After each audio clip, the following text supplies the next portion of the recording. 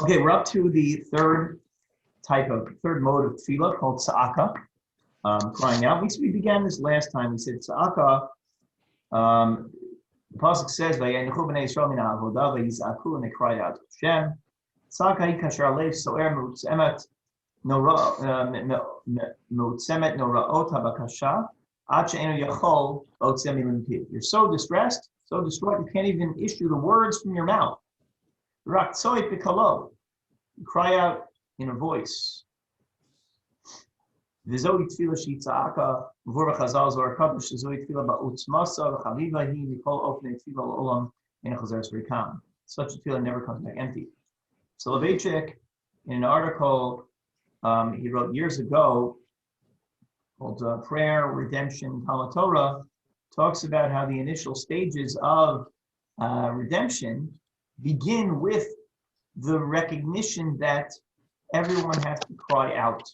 That's the most basic type of tefillah, even though it's not the most advanced. It's the most potent because it calls out from that place of the wordless scream, which declares need. In other words, a person expresses their need because they experience pain.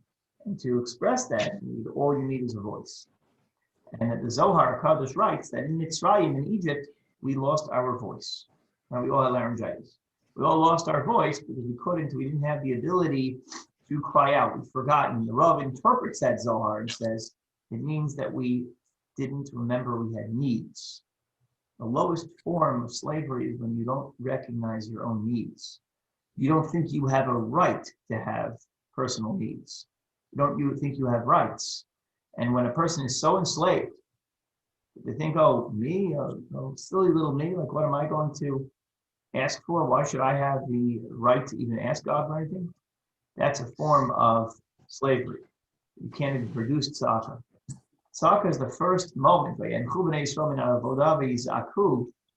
Zohar says that they broke the barrier, they broke the invisible wall that said, you don't have rights, you don't have a voice. The moment the Jewish people discover they have needs, they exhibit pain and can express that pain, even if it's in the most inarticulate fashion, such as a call, a voice, that itself is a redemptive moment. Is that like Kocham? This is their language in Zohar. How do you explain Tza'aka v'Shava? How are they different? How is there a difference between the two? Amar Rabbi Yitzchak, ein l'cha shav'a ela b'tefila. Shav'a is in prayer. Shnamar sham'a tefilasi Hashem shavasi azina. Elecha Hashem shavasi shavasi elecha l'tirpa'in. Shav'a is a type of prayer. Tza'aka shetzoik eno omer klum. Tza'aka is not even prayer. You're not saying anything. Amar Rabbi Yehuda hilkach gedola tza'aka mikula. Therefore, the cry without words, the wordless scream, is greater than everything. Shitzaka he delayed because it's on the level of the heart. How d'chsiv tza'ak libam el Hashem tza'aka v'za'aka v'varaka. Za'aka and za'aka are one thing. V'zeh karov l'kadosh baruch hu yosem tefillah. And that's closer to Hashem more than prayer and anguish. D'chsiv ki im tza'ak yitz'ak elai shamo eshma tza'aka. So that if you cry to me, I will hear their tza'aka, I will certainly heed such a scream. The Chazal go further. Amar Rabbi Barachia b'shem b'shasha Amar Kadosh Baruch Hu Shmuel. Rabbi Barachia says that when Hashem says to Shmuel, "Nichamti ki imlachti et Shaul HaMelech," I regret having made Shaul the king. Why did I make him the king? Maksiv vayikar Shmuel, and he became angry. Shmuel became upset. And he screamed out, "Vayitzak el Hashem kol halayla."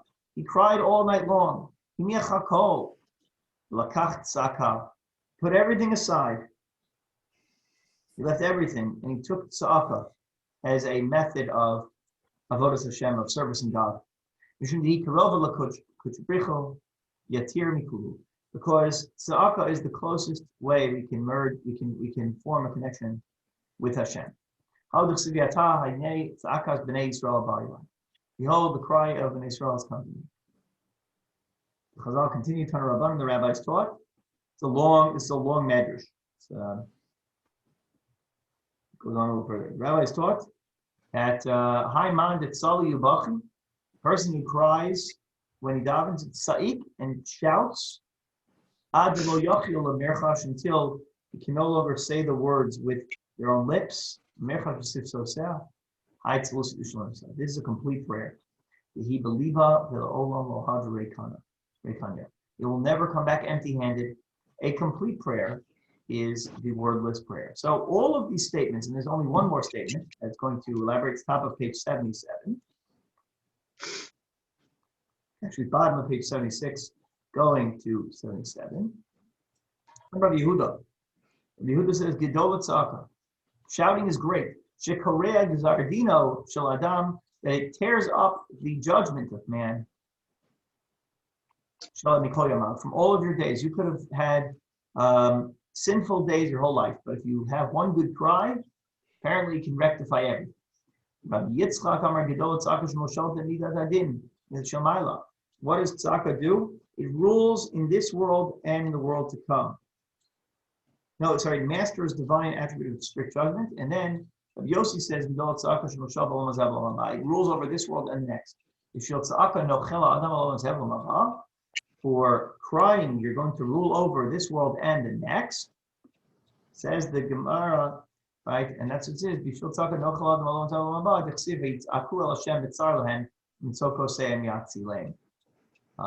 Give me 1 second. Okay, so those are the midrashim that describe the virtues of crying out, right? So obviously, Chazal felt it was a very big deal. Let's talk about what that means. We can explain the idea of a cry. Hysteria, hysterical outcry. Hainu karov l'shigaon v'zakat bakasha, almost to the point of madness.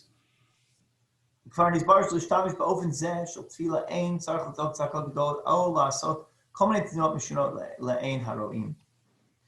you do this, right, there is no need to shout loudly or to make all sorts of strange movements that can be seen by other people.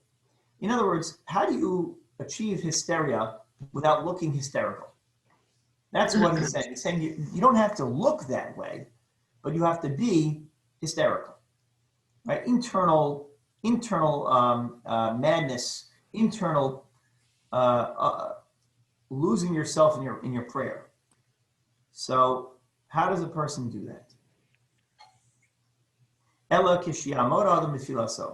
When you stand in your tefillah, and you recognize the truth, that's clear. Your status in this world, where you are, where you stand vis-a-vis God and other people. As if a sharp knife is sitting over your neck at every moment. That has to be the Gemara. This is not his expression.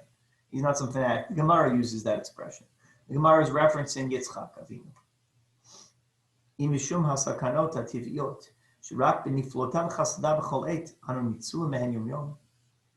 Every moment we are in a precarious situation that just then we could have been compromised and we survived. The most hated enemy who is hunting us down, doesn't stop thinking about trying to attack us. The Malach HaMavis never stops.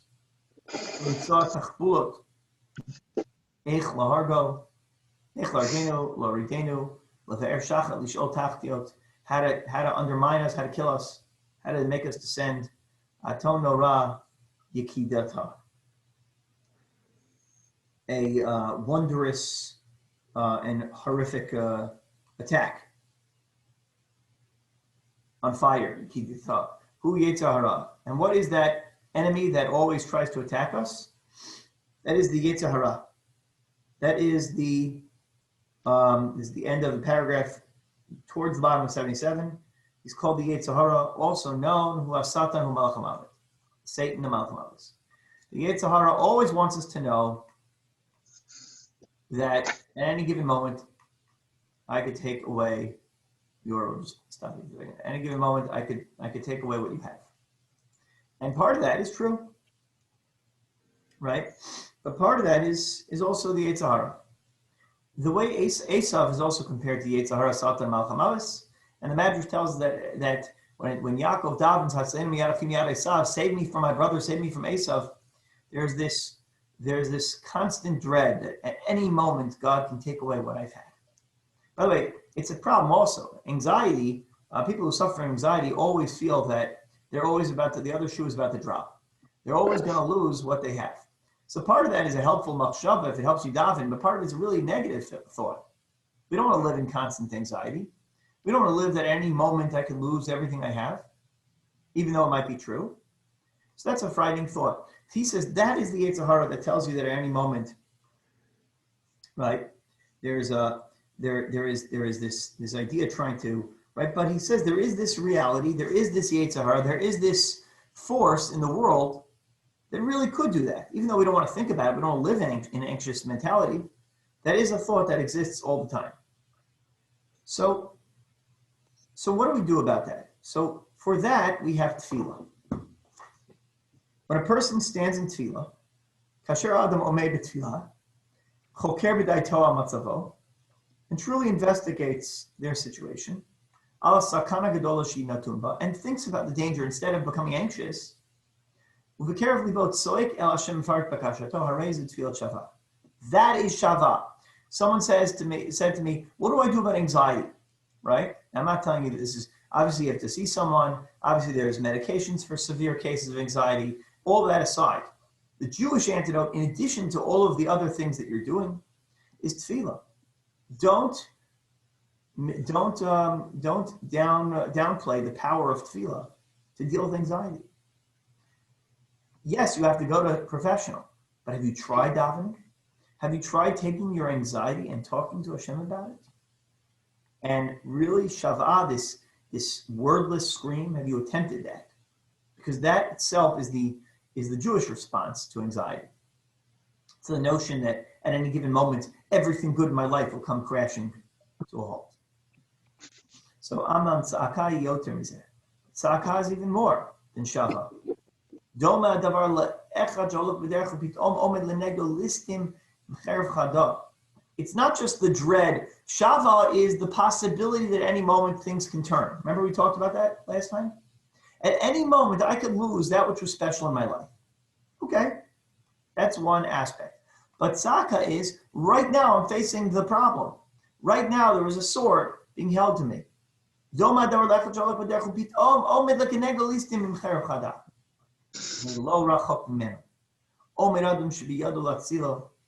At that moment, it's not far, it's not out of reason that someone will come and save you. You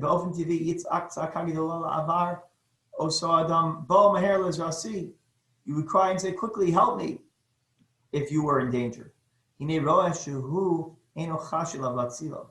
then you see that person is not really paying attention to save you. Imagine you were in danger. Someone was threatening you and you cried out and people didn't respond. You would let out a deeper cry. Shuta, beli milim, it would have no words. Hysterit, v'nora, hysterical and painful and anguish-filled. Everything that a person will give all he has simply for his life. All the faculties and feelings come together in this one terrible scream.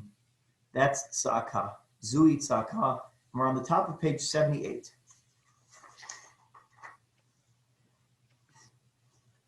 The closest thing I ever saw to tzaka is in YU during final season. At like 1 in the morning or 2 in the morning is the scream. Everybody opens up their windows. And they do this in a lot of colleges, I imagine, right?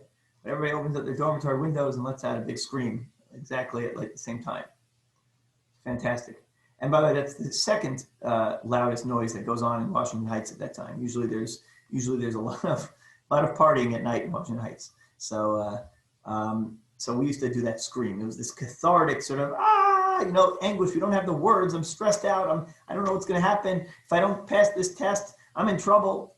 And that anxiety didn't have words. It was usually after we davened the late Marav, by the way. It was like a late midnight Marav in one of the dorms. And then you would let out this massive scream. It was amazing. And for some reason, it was helpful. because it really brought you to sort of dealing with the anxiety you were going through.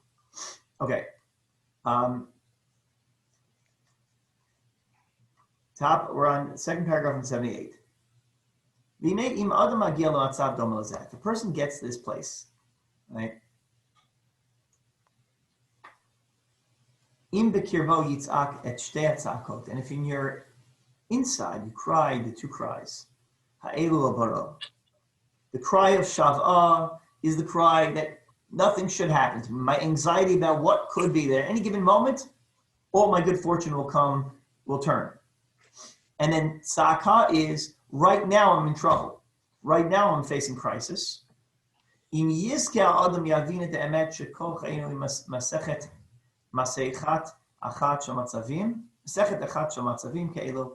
all of life is one chapter, one book of situations like these. At every moment, in every hour, and at every moment you can use this tefillah. In other words, at any moment in my life, basically I'm always facing a precarious situation. Not to get you nervous. The reality is that God is suspending us at every moment. The Baal Tanya describes that when we think about the Yam Suf, we think about the miracle of the Yam Suf as being something where God temporarily changed nature and split the seas apart. In reality, God didn't change nature, he didn't distort nature there. At every moment, God is suspending nature. So just as he wills it constantly for the water to remain the way it is, when the Yam Suf splits, he wills it in that moment for the water to split. And he's always holding it up. And if for a single moment Hashem was to remove his pressure on the walls of the sea, it would come crashing down. And he says that if a single moment God stopped thinking about us, thinking about some reality, it would cease to exist, like nothing had ever been there. Imagine a table that sits in front of you. I'm trying, but I can't because it's. Can you come through or no? All right, so imagine a table sitting in front of you, and that table was just always there. It's supporting your books, your coffee, right? Has all the things in front of your computer, and all of a sudden, the table, God stopped thinking about that table. He stopped suspending it with whatever creative abilities had brought that table into fruition. So that table would cease to exist and everything would come crashing down to the ground.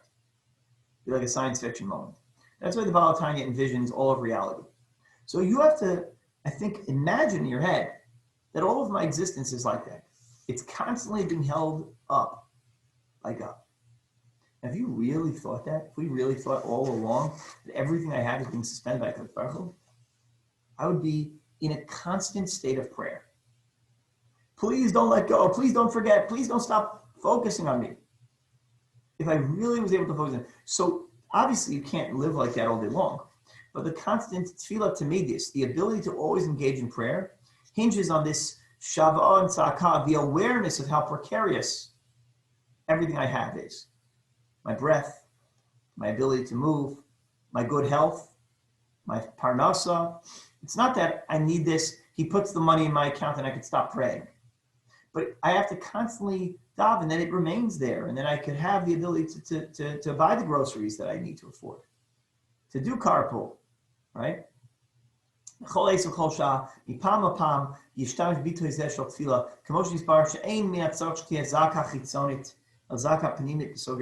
it doesn't even have to be external.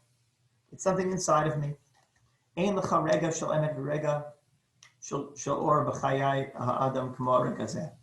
There is no such thing as truth in the heart of man and real tapping into life as that moment when you realize that everything is being dependent upon Hashem. And there is nothing as powerful and as well received as a tefillah that is in the form of tza'aka.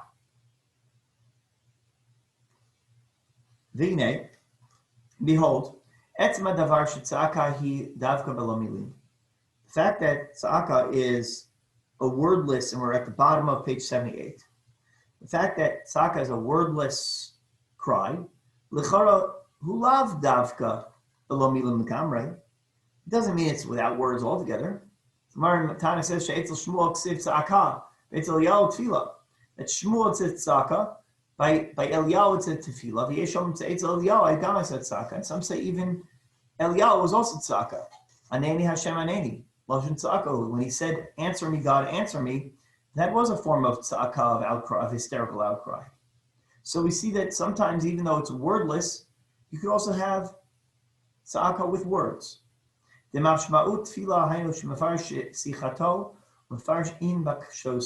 is amazing, a profound idea. It's not that there are no words. It's that God understands what you're really asking without saying it. Aneni, answer me, God. What kind of prayer is that? You know, if this were a government organization, they would say, well, you have to stipulate exactly what it is you're asking for, right? To file the right form, get on the right line, you have to pay the price. There's a certain limit to what you can get if you don't express your needs. So if you turn to God and you say nothing, you cry out. If it was a melech basar adam, if it was a regular king, you would get nothing because he doesn't know what you want. And if you say the word aneni, answer me, respond to me, you also would get nothing. I once heard that Rav Levi Yitzchak BeTefila, who was known as the Sanegar de Israel, as the great defender of the Jewish people. And Rav Levi Yitzchak BeTefila, whenever it comes to giving people the benefit of the doubt, he was able to do so. In fact, it says on his grave, Sanegar de Israel, the defender of the Jewish people. Kategor means prosecuting attorney, Sanegar means defense attorney. Levi Yitzchak BeTefila was the defense attorney for the Jewish people.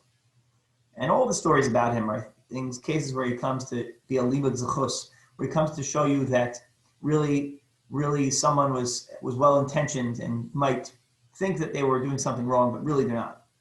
He learns the benefit of the doubt all the time. Like the story about the guy who's greasing his wagon and wearing tefillin, and people are scoffing at him and saying, how dare you wear tefillin while you have schmutz from the bottom of the wagon on your hands? And he said, wow, look at this Jew. Even while he's greasing the wagon, you think about Hashem. And it's a perspective, positive spin on everything, learning the zechus. So Rav Levi Yitzchak BeTefila said there was one time that he did not give someone the benefit of the doubt. He forgot. He saw a person in shul, and the person was feigning davening, mumbling, and going, So the story is that Rav Levi Yitzchak BeTefila walked up to the person and also repeated and said to him, after davening, Modim, Shema Yisrael. So he went through that with him. So the guy said, what are you saying? Rav Levi repeated himself. The guy said, I don't understand. What are you saying? You're mumbling. He said, I thought you understood that. That's what you were saying to God. So the man turned around to Rav Levi Yitzchak and taught him a lesson he never forgot. He said to him, it's true, I was inarticulate. It's true, I didn't say the words properly. But when a child cries to the parent understands exactly what the child wants.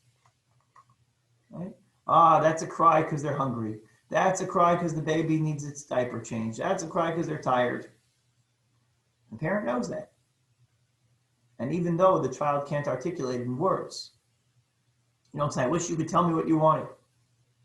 Somehow a parent figures it out. Because Baruch Hu is able to interpret beneath the layer of language and say, I know what they really need. That's tzaka. That's wordless. And that's why even if you use words and say, please help me, that's also wordless, because it's not about help me. There's a very specific kavana, a very specific intent you have in mind when you say help me. And God knows exactly what you want. And he's capable of penetrating beneath the layer of language to get to the heart. He understands the explanation of the Perush Rashi. He gets the Perush Rashi of what you're saying. I don't even have the ability to specify what I'm saying. I don't even know what I'm saying. One time a student went to Reb Chaim Brisker and started to say a svara, started to give an explanation in his learning. And Reb Chaim said to him, I don't understand. So the student tried again. Let me re-explain. What I'm trying to explain is this. And then the student flustered, and the Reb Chaim didn't understand. And the student said, you know what? I know what it is I'm saying. I just don't know how to say it. And Reb Chaim says, if you don't know how to say it, then you don't know what it is you're saying, which is true in learning, in human communication. If you can't articulate your message, then you haven't thought it through properly. You don't have a game plan. But when it comes to HaKadosh Baruch Hu, it's not like Reb Chaim. When it comes to God, if we can't articulate our message, it makes no difference. He sees beyond language. He sees beneath the inability to put it into words. Pain is real. It doesn't necessarily have a language or a poem that accompanies it. It makes no difference if you say the inarticulate voice of the shofar or the word aneni, which is really just a generic term for prayer. Right? Makes no difference. There's one of my favorite songs. Is a Shlomo Carlebach song called Ruach, Spirit. And it's just him saying the word Ruach over and over again. It's a very powerful tune. It's a melody. The Hasidim were very big into melodies, because for so many people that one word means something different, right? And God knows what you mean. He understands. And in fact, this particular situation, we're on page 79, second paragraph. This situation is common for a person. Shchiach me'od. It is quite common. Sheha'adam b'mar nafsho ino yachol liftoch piv b'tefila. You feel so much bitterness that you can't even say what it is that's on your heart. You lack the words. Sometimes because it's so painful and your heart is so broken. You just don't have the words anymore. Sometimes because you feel so far from God. What words can I say before His Majesty? I'm not worthy to stand before God. But whatever the reason is, there are times that you feel you cannot express the words. Ben kach uben kach, mafsik lispalel, you start to daven. Stop to daven. Why do people not daven? I was eavesdropping on an interview my son was having for his yeshiva in Israel, because now it's on Zoom. Instead of it taking place in yeshiva, it's in his room, and I'm listening in through the door. I had like my ear, the cup put to the door, and I was trying to listen in. Anyway, so one of the questions was, what are the things you find difficult at tefillah? And he pointed out that the rabbi asked him, why is it that tefillah is so hard? He said, one of the reasons we don't know the words. One of the reasons is it's compulsory. We have to do it, right? But there's also this idea that sometimes we don't feel worthy. Who am I to stand before God and use my petty little problems and my little language and my infinitesimal dilemmas, that I should bring those before God, who has to worry about the world? Do you know how many text messages he has to respond to? He's going to worry about me? So what happens is we stop davening because we feel either we don't have the language, we're too broken, or we're not worthy of doing so. But in that sentiment is itself the most powerful prayer. Listen, pay attention. What is this like? The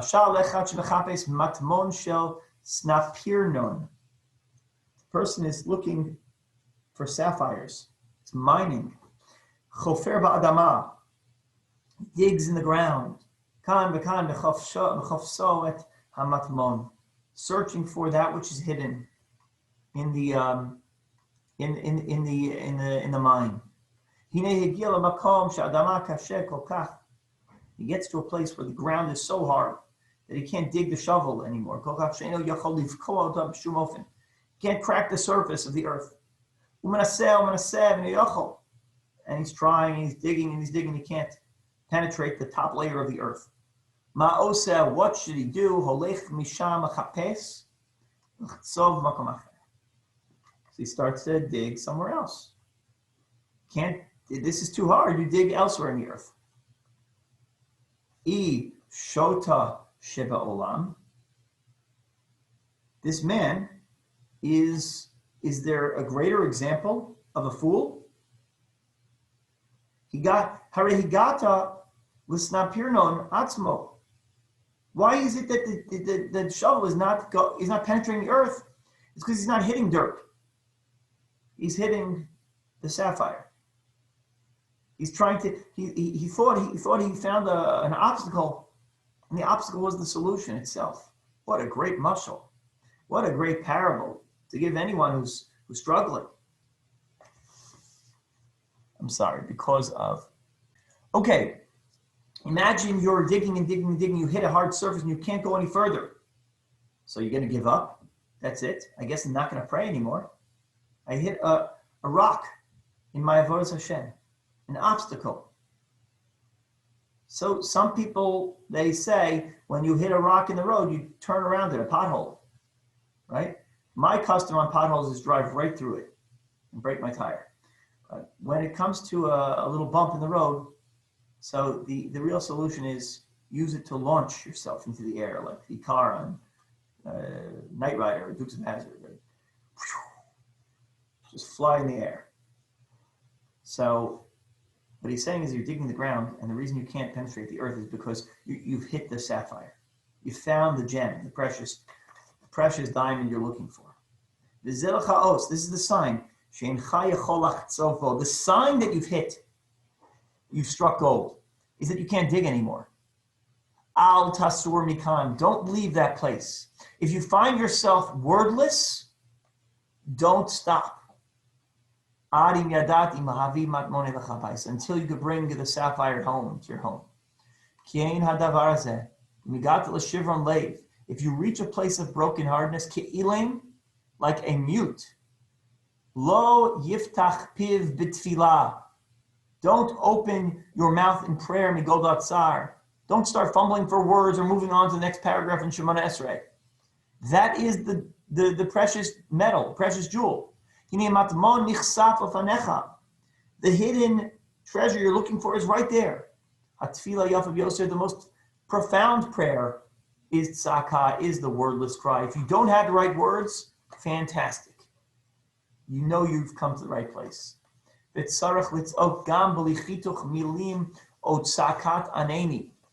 that's when you have to daven without words, or scream out at least the word aneni, which doesn't have a particular message to it other than the message that resonates on your heart. I want to share with you a Torah from the Ishbitzer.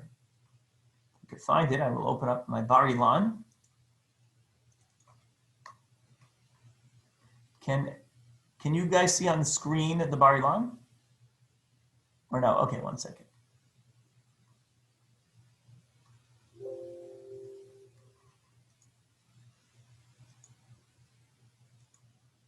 One second, it's opening up.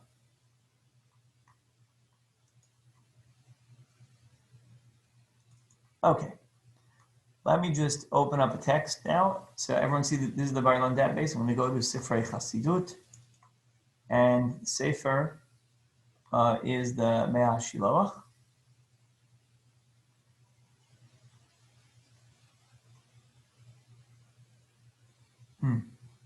Is it not on here? Maybe it's on, let me just search on the database.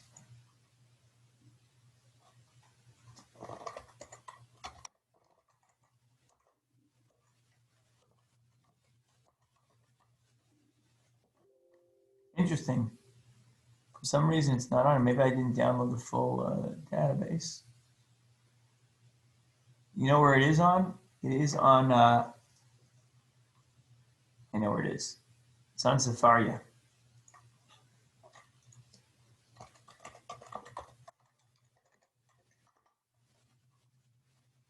Let's see, let me pause. Let me explain to you what the Mea Shiloach says on this verse. And Yosef is having a dream, and he says, in my dream there were bundles, and Kanta Alumati, and my bundle got up, and your bundles got up and bowed down to my bundle. So now I know why it's not the Mea Shiloach. It's not the Mea Shiloach I'm looking for. I'm looking for the Ish Kodesh. I remember it now offhand. So I could pull this up. 1 second. The Eish Kodesh is talking about divine suffering, and he quotes this verse. And I'm just trying to find the part where he says, here it says, he took the Shavasi.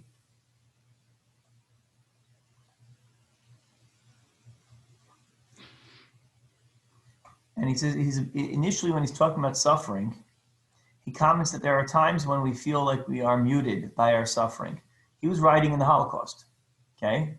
He was writing in a time when we didn't have a voice. I don't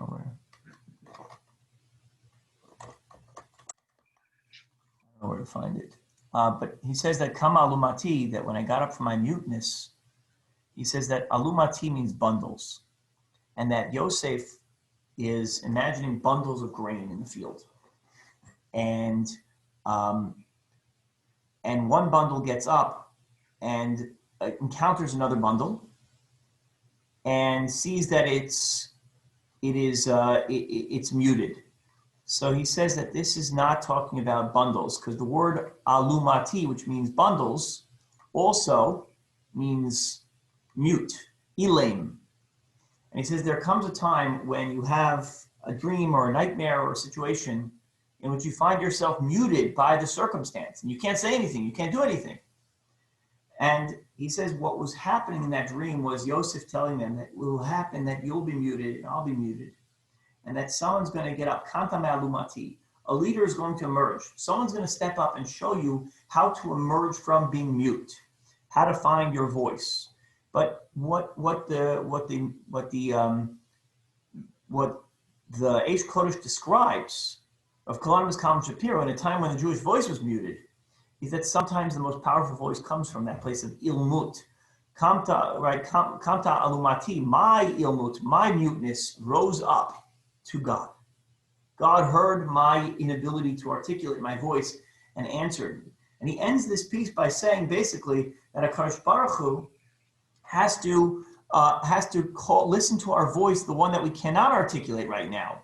He has to help us out of our muteness and help us to find the voice that cannot be stated right now. And I think that that's important, though. A lot of times we feel that nobody's listening. We feel that we don't have anyone who either cares, pays attention, and at some point in that process, we forget what to say anymore. We don't even have the words. If you feel like you've been ignored your whole life, you lose your words. And what the Shearim BeTefila, what Rav Pincus is addressing is that person who feels that they're not worthy to speak or they don't know what to say. Don't just jump into the next words in the text at that moment. Embrace the ilmut, embrace the muteness, and find that inner voice that doesn't have the words. Say, answer me, I don't have the words. Because that itself, by the way, is a form of prayer. That itself is described time and time again by Chazal as the most powerful mode of prayer at all. I apologize for the delay trying to find that sefer. I will find it for the next time. It really is a phenomenal Torah. You could see it inside the Eish Kodesh, because to understand that he is one of the go-tos when it comes to appreciating Holocaust theology. And here's a person who suffered immensely, in fact was killed during the Shoah. But during the Shoah, he's writing Divrei Torah, and this is what comes out. He sees the plight of Yosef's crisis as the cry of the mute. The cry of, it's much better than a mutiny. It's a mutiny. It's someone who doesn't have the ability to speak. And in that muteness, articulates the best prayer of all. So with that, we'll stop. If you have any questions,